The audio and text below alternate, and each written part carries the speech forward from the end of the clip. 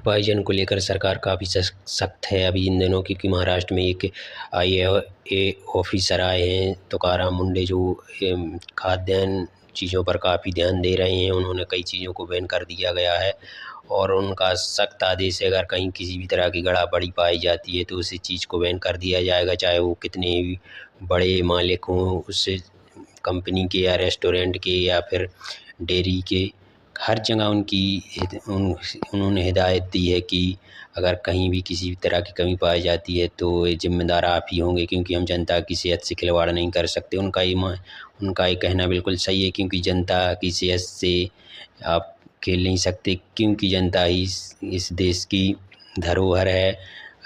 धरोहर से मतलब क्योंकि जनता जिस चीज़ के लिए जिनके लिए चीज़ें बनाई जाती हैं, अगर उनकी सेहत से इस तरह की खिलवाड़ होती है तो फिर काहे के जो कानून बनते हैं वो काहे बनाए जाते हैं, इसीलिए बनाए जाते हैं क्योंकि जनता जो हमारा भविष्य बच्चों की सेहत है उनको अगर अनदेखा कर दिया जाए तो आने वाली भविष्य में हमें बुरे परिणाम देखने को मिलेंगे। इस तरह की उन्होंने चीज़ें कही हैं और हमने देखा है कि वो एक अपना काम ईमानदारी से कर रहे हैं तथा लोगों को उनको सहयोग भी करना चाहिए। फूड पॉइजन हमारे लिए एक बीमारी बन सकती है। उन्होंने इसको लेकर काफ़ी कुछ कहा है कि लोगों को फूड पॉइजन हो जाता है अगर नकली चीज़ें हों और खाने में अच्छी तरह से जहाँ हम खाते हैं साफ़ सफाई ना हो, हाइजीन मेंटेन की उन्होंने बात की है। कई कंपनियों को उन्होंने बैन कर दिया गया है, चाहे वो कितनी बड़ी कंपनी हो। इस तरह से उन्होंने ये अभियान चला रहे हैं, लोग उनकी सराहना कर रहे हैं कि अभी तक जो होना था वो बहुत देरी से हुआ लेकिन देर आए दुरुस्त आए, इस तरह की चीज़ें लोग कह रहे हैं। और हमारे देश में ऐसी कई दिनों से चर्चाएं होती थी कि खाने में मिलावट होती है, वो सही बातें हैं।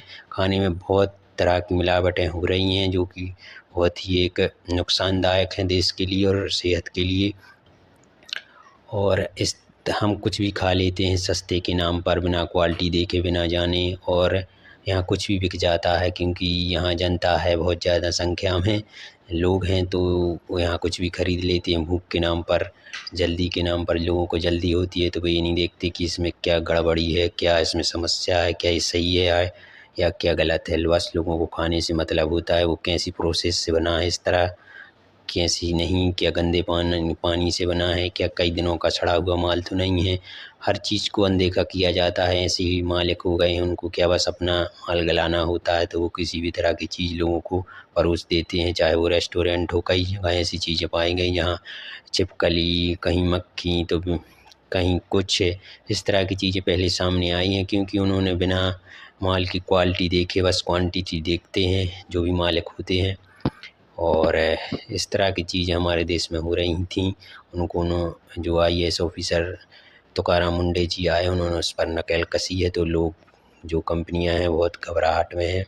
उनका 21 बार ट्रांसफ़र हो चुका है इन्हीं कारणों से, क्योंकि वो अपना काम ईमानदारी से करते हैं। ऐसे अफसर को सब लोग सैल्यूट कर रहे हैं कि ऐसे अफसर हमारे देश में कम ही मिलते हैं जो अपना काम ईमानदारी से करते हैं।